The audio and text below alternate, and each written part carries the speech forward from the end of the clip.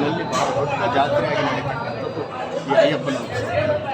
ಇಡೀ ಕರ್ನಾಟಕದ ರಾಜ್ಯದ ಮೂಲೆ ಮೂಲೆಯಿಂದ ಇವತ್ತು ಬಂದಿದ್ದಾರೆ. ವಿಶೇಷವಾಗಿ ಆಂಧ್ರ, ತಮಿಳುನಾಡು, ಕೇರಳದಿಂದಲೂ ಸಹ ಇವತ್ತು ಜನ ಬಂದಿರೋದು ವಿಶೇಷ. ಜನಗಳಿಗೂ ಇಷ್ಟು ವರ್ಷದಿಂದ ಹೇಗೆ ನಡ್ಕೊಂಡು ಬರ್ತಾ ಇತ್ತು, ತಿರುವಾಭರಣ ಉತ್ಸವ ಬರುವಾಗ ಆ ಆಭರಣದ ಜೊತೆಯಲ್ಲೇ ಆ ಗರುಡ ಪಕ್ಷಿಗಳು ದರ್ಶನ ಕೊಟ್ಟಿದ್ದು ಬಹಳ ಸಂತೋಷದ ವಿಚಾರ. ಅದ್ಭುತವಾಗಿ ದರ್ಶನ ಕೊಟ್ಟಿದೆ. ಈ ಎರಡು ಗರುಡಗಳು ಬಹಳ ಚೆನ್ನಾಗಿ ತಿರುವಾಭರಣದ ಜೊತೆಯಲ್ಲೇ ಬಂದು ಸನ್ನಿಧಾನಕ್ಕೆ ಸುತ್ತಾಕಿ ಹೋಗಿರುವಂಥದ್ದು ಒಂದು ಭಾಳ ದೊಡ್ಡ ಪವಾಡ. ಇದು ಕನ್ನಡಿಗರ ಮನಸ್ಸನ್ನು ತುಂಬಿದೆ, ಎಲ್ಲರಿಗೂ ಕಣ್ಣುಗಳನ್ನು ತುಂಬಿದೆ. ಭಾಳ ಸಂತೋಷ ಆಗುತ್ತೆ.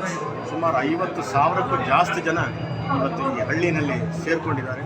ಸುಮಾರು ಒಂದು 20,000 ಜಾಸ್ತಿ ಜನ ಊಟಕ್ಕೆ ಕ್ಯೂನಲ್ಲಿ ನಿಂತಿದ್ದಾರೆ. ಭಾಳ ಸಂತೋಷ ಆಗ್ತಾಯಿದೆ. ಅಂತೂ ಶಬರಿಮಲೆಯ ಚಿತ್ರಣವನ್ನು ಈ ಬೆಜ್ಜವಳಿಯಲ್ಲಿ ಕಂಡಿದ್ದೇವೆ. ಹಾಗೆ ಎಲ್ಲ ಭಕ್ತರು ಸಹ ಅಷ್ಟೇ ಭಕ್ತಿ ಪ್ರೀತಿಯಿಂದ ಇಲ್ಲಿ ನಡೀತಾ ಇದೆ. ಇಷ್ಟು ದೊಡ್ಡ ಜನ ಸಮೂಹ ಇದು ಸಹ ಶಾಂತವಾಗಿ ಸನ್ನಿಧಾನದಲ್ಲಿ ಉತ್ಸವ ನಡೀತಿದೆ. ಅದು ವಿಷಯ. ಇದು ದೇಶದಲ್ಲಿ 2ನೇ ಶಬರಿಮಲೆ ಅಂತ ಕರೀತಾರೆ. ಹೌದು, ಕರ್ನಾಟಕದ ಶಬರಿಮಲೆ ಅಂತ. ಈ ತಿರುವಾಭರಣ ಉತ್ಸವ ನಡೆಯೋದು ಇಡೀ ದೇಶದಲ್ಲಿ 2 ಕಡೆ. ಒಂದು ರಾಜಪೀಠದಿಂದ, ಇನ್ನೊಂದು ಗುರುಪೀಠದಿಂದ. ರಾಜಪೀಠದಿಂದ ಪಂದಳದಿಂದ ತಿರುವಾಭರಣ ಸನ್ನಿಧಾನಕ್ಕೆ ಹೋಗುತ್ತೆ. ಇವತ್ತು ಸಂಜೆ 5:45ಗೆ ಅಲ್ಲಿ ಪೂಜೆ ಇರುತ್ತೆ. ಇಲ್ಲಿ ಬೆಳಿಗ್ಗೆ ಇರುತ್ತೆ. ಸಂಜೆ 5:15ಗೆ ಗರುಡ ದರ್ಶನ ಶಬರಿಮಲೆನಲ್ಲಾಗುತ್ತೆ. ಇಲ್ಲಿ ನೀವೆಲ್ಲ ನೋಡಿದಾಗ 12:00ವರೆಗೆ ಇಲ್ಲಿ ಗರುಡ ದರ್ಶನ ಆಗಿದೆ. ಇದು 2 ಕಡೆ ನಡೆದಿರ್ತಕ್ಕಂಥದ್ದು. ಮುಂಚೆಯಿಂದ ಒಂದು ಸಹ ನಮಗನ್ನಿಸೋದು ಪರಶುರಾಮರ ಸಂಬಂಧ ಶಬರಿಮಲೆಗೂ ತೀರ್ಥಹಳ್ಳಿಗೂ ಇದೆ. ಯಾಕೆಂತಂದರೆ ಕೇರಳ ಅನ್ನೋದು ಪರಶುರಾಮ ಕ್ಷೇತ್ರ ಅಂತ.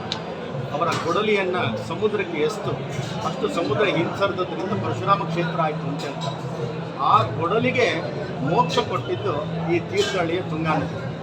ತುಂಗಾ ನದಿಯಲ್ಲಿ ಆ ಕೊಡಲಿ ಬಿದ್ದದ್ರಿಂದ ಎಳ್ಳಮಾವಾಸ್ಯೆ ದಿವಸ ಆ ಕೊಡಲಿಗೆ ಮೋಕ್ಷ ಆಯಿತು. ಆಮೇಲೆ ಅವರು ಈ ಭೂಮಿಯನ್ನು ಸ್ಥಾಪನೆ ಮಾಡಿದರು. ಅದರ ನೆನಪಿಗಾಗಿ ಧರ್ಮಶಾಸ್ತ್ರನನ್ನು 18 ಮೆಟ್ಟಿಲನ್ನು ಕೊಡಲಿಯಲ್ಲಿ ಕೆತ್ತಿ ಶಬರಿಮಲೆಯನ್ನು ಮಾಡಿದರು. ಶಬರಿಮಲೆಯಲ್ಲಿ ಪರಶುರಾಮರಿಂದ ಆಗಿ ಧರ್ಮಸ್ಥಾಪನ ಆಗಿದ್ದರಿಂದ ಆ ಧರ್ಮಶಾಸ್ತ್ರ ಬಹುಶಃ ಈ ತೀರ್ಥಹಳ್ಳಿಗೆ ಬಂದು ನೆಲೆಗೊಂಡಿದ್ದಾನೆ ಅಂತ ನಮ್ಮ ನಂಬಿಕೆ. ಯಾಕೆಂತಂದರೆ ಇದೆರಡು ಅವಿನಾಭಾವ ಸಂಬಂಧ ಇದೆ. ಹಾಗಾಗಿ ಇಲ್ಲಾಂದರೆ ಈ ಕಾರಣಿಕ ಸದೃಶ ಆಗಲಿಕ್ಕೆ ಸಾಧ್ಯ ಇಲ್ಲ. ನಾವಿವತ್ತು ಏನಾದ್ರು ದುಡ್ಡು ಶಕ್ತಿ ಎಲ್ಲ ಇದ್ದರೆ ಆನೆ ತಗೊಬರ್ಬೋದು, ಸಿಂಹ ತಗೊಬರ್ಬೋದು, ಹುಲಿನೂ ತರ್ಬೋದು ಶಕ್ತಿ ಇದ್ದರೆ. ಗರುಡನ್ ತಗೊಬಂದು 300 ಅಡಿ ಮೇಲೆ ಹಾರಿಸು ಅಂತಂದ್ರೆ ಅದು ಆಗೋದಿಲ್ಲ. ಅದು ಅವತ್ತಿನ ದಿವಸಕ್ಕೆ, ಅದು ತಿರುವಾಭರಣ ಬರುವ ಸಂದರ್ಭಕ್ಕೆ ಬೆಜ್ಜವಳ್ಳಿ ಅನ್ನುವಂಥ ಊರಿಗೆ ಅಯ್ಯಪ್ಪನ ಸನ್ನಿಧಾನಕ್ಕೆ ಸುತ್ತಬೇಕು ಅಂತಂದರೆ ಅದು ಅಯ್ಯಪ್ಪನಿಗೆ ಗೊತ್ತಾದ್ರೆ ಉತ್ತರ ಏನು ಅಂತ. ಅಂಥದ್ದು ಇವತ್ತಿನೆಲ್ಲ ನಾವು ಚಿಕ್ಕ ಮಕ್ಕಳಿಂದ ನೋಡ್ಕೊಂಡು ಬಂದಿರೋದು. ಈಗ ತುಂಬ ವರ್ಷದಿಂದ ಜನ ನೋಡಿದ್ದಾರೆ. ಇದು ಯಾರಿಗೂ ಸಮೇತ ಆಮಂತ್ರಣ ಕೊಟ್ಟು ಕರೆಯುವಂಥದ್ದೇನಿಲ್ಲ. ಆ ಜನರೇ ಅವ್ರಿಗೆ ಗೊತ್ತಿರೋದ್ರಿಂದ ಬರ್ತಾರೆ. ಜನರು ಕೂಡ ಭಾಳ ಹುಮ್ಮಸ್ಸು, ಭಕ್ತರಿಗೆ ಶ್ರದ್ಧೆಯಿಂದ. ಹೌದು ನೋಡಿ, ಅವ್ರದ್ದೇ ಸ್ವಂತ ಮನೆದ ಹಬ್ಬನೇನೋ ಅನ್ನೋ ಥರದಲ್ಲಿದ್ದಾರೆ. ಅದು ಸಂತೋಷ ನಮಗೆ.